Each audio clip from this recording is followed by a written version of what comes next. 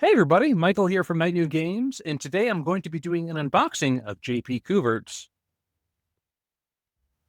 Dragontown and the Darkness Below box set. I am one of the first 6 people to get one of these in my hands, and I'm excited to share this unboxing journey with you. So let's get to it. All right, so here is the box. As you can see, it is pretty dang thick here. And on the back, we have here Dragontown of the Darkness Below, and it lists everything that we can expect to find in this box.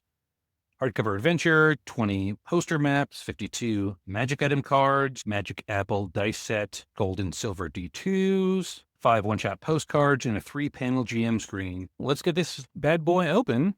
And when I'm doing that, I'll let you know that I'm actually working with JP on creating a Shadowdark conversion of the book that's in here, which has been very exciting. And I know we're both very excited to get that into folks' hands sometime soon.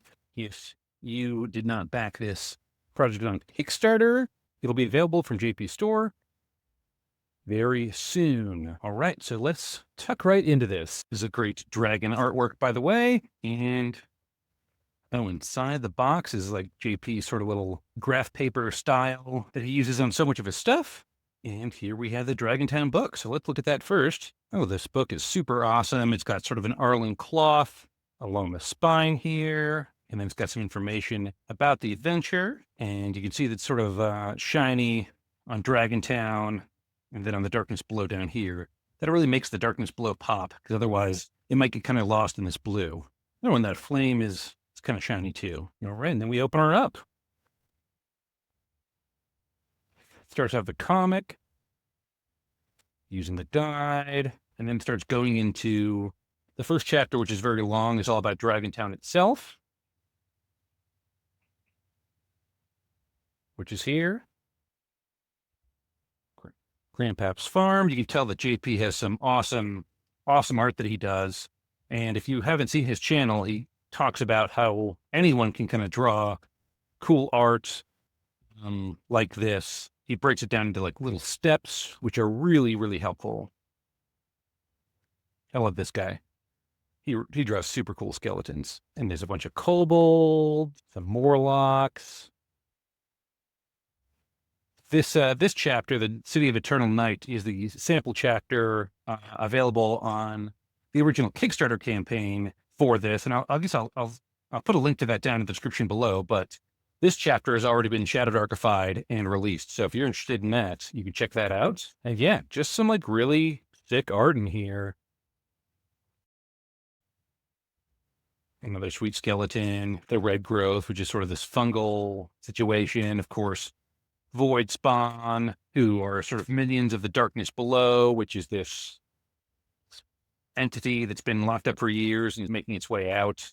And this is what the whole adventure built up to. There's a really cool wizard's tower with a wizard. And I'm not going to give anything away here, but there's some interesting things there. Oh, and there's the ribbon that I should have mentioned. Yeah, that's great. It's a nice yellow ribbon. Like an eyeball monster over here. And then, of course, the final chapter is the Darkness Below, where you have to fight off the thing. And then there's the same map there.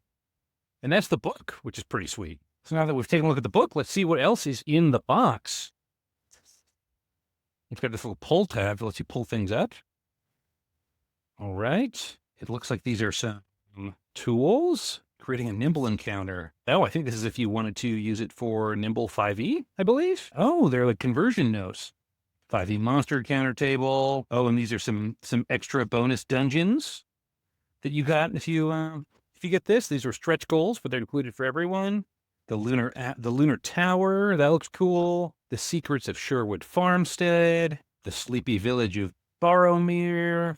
Forbidden Gemstone Mine. That's a fun map there. Very cool. And I imagine you just slide these into a lot of different places in the already extensive Dragontown adventure. The Hidden Netherhold Vault. Sweet. So those are cool. What else do we have in here? It looks like these are maps. A bunch of maps. Look at how many those are. We already saw the Dragontown one, but let's see what else we have here. Oh, the Alley Cat Hideout. Man, these are going to make for... Those are huge. Yeah, it looks like these are... The book's A5. This must be A4 size? No, it's 4 times as big. So A3 size posters? Malmere Castle. And these would be really great for, oh, and this one's double-sided. The Windsong Woods on this side, which is sort of a hex crawl, and then Malmere Castle. And it's awesome these aren't labeled, so you can give these out to your player. Like these would work great at the table. Shadespeare Mountains. The Brigand's Hideout. Oh, yeah. That's pretty cool. I just love the shading that JP does. I feel like he can make black and white work so well for him. Honestly. On some graph paper on one side, and the plum wax cobalt layer there. That's super cool. Nether hole proper on one side. And the Penumbra Temple is a fun one. In the adventure, a bunch of bats are hanging from these posts. Bat folk. And of course, the Emperor Worms, which is this giant worm that you end up crawling through, which is super sick.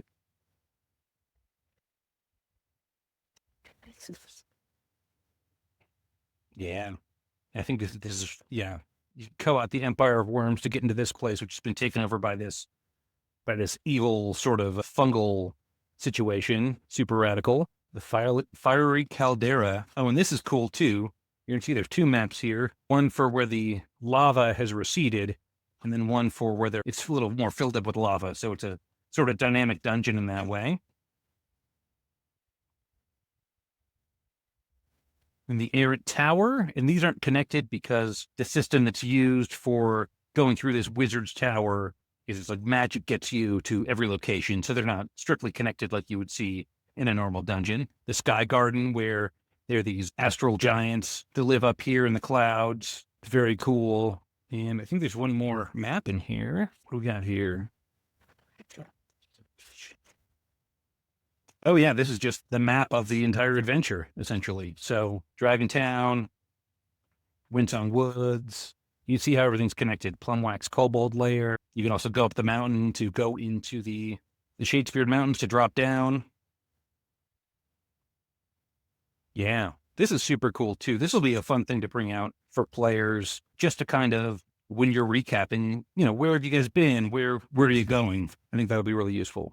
I just wanted to quickly interrupt this unboxing video to let you know about projects that I'm involved with, which is the 3 new Battlezoo Secret Tomes for Shadowdark. Now, this is a project that I am one of the writers on, and I've actually made over 400 monsters for it. It's being put on by Roll for Combat, and essentially what it is they're taking all of their monsters from their previous 3 5e and Pathfinder bestiaries, and with my help, they're turning them into 3 Shadowdark monster books. But that's not all the campaign has going for it. It also is going to have a bunch of new mini-adventures, as well as a handful of classes that I'm also designing. And finally, the thing that I think a lot of people are very excited about, especially if you're a fan of Professor Dungeon Master, is that his upcoming game, Deathbringer RPG, is being written for Shadowdark specifically. I'll also be on the team that's working on that too. But what's cool about this Battlezoo project is by backing it, you'll be included in the playtest for Deathbringer that hopefully will come out later this year, with the Kickstarter following sometime next year. So if you're interested in getting a bunch of monsters that I made for Shadowdark, check out the link below to get in on that Kickstarter campaign. All right, now let's get back to unboxing Dragontown.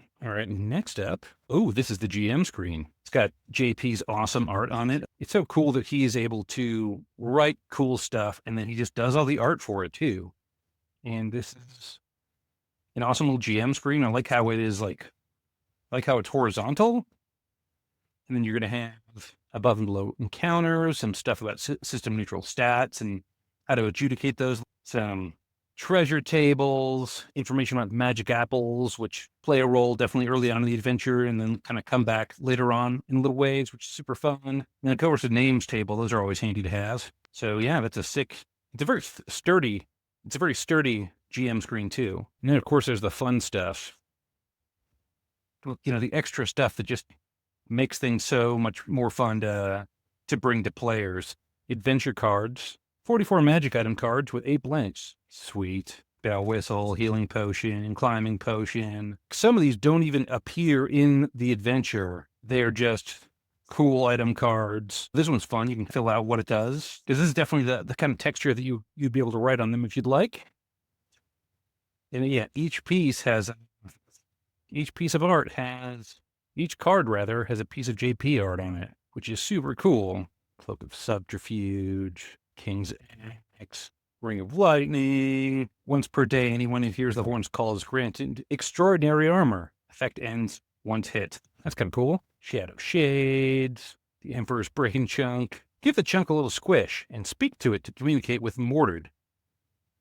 Only works inside the Emperor. Interesting. Yeah.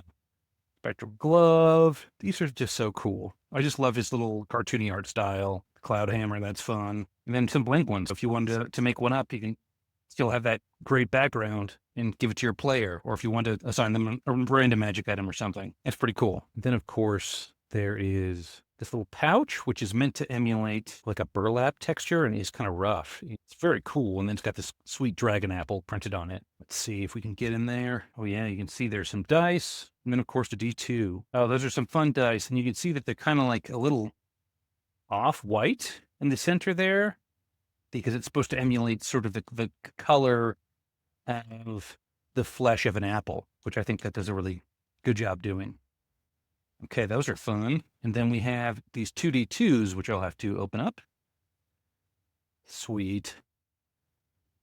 So that looks like the Star Heart. And then a Void Spawn. And these are pretty hefty, too. They've got these nice sort of like weathered edges here, if you can see that all right. Yeah, that's cool. And the other one, that is Zornfell, I think is his name. The Dragon Mare of Dragontown. And there's a tail wrapped around a budding apple tree with the night stars behind it. Great. Well, I'm going to pack that all up, and that's it. So there you go. That's Dragontown and the Darkness Below, the box set, available on JP Coovert's website, jpcoovert.com, and you'll be able to get the Shadowdark version of it pretty soon as well. And I would definitely urge you, even if your first impulse is not to just go out and buy this, go check out JP Coovert's YouTube channel. There's a lot of great videos that he makes, all about art and drawing and making RPG products. He also has an awesome Patreon too. So go check it out. And until our next adventure, stay inspired and keep those dice rolling. Thanks for watching.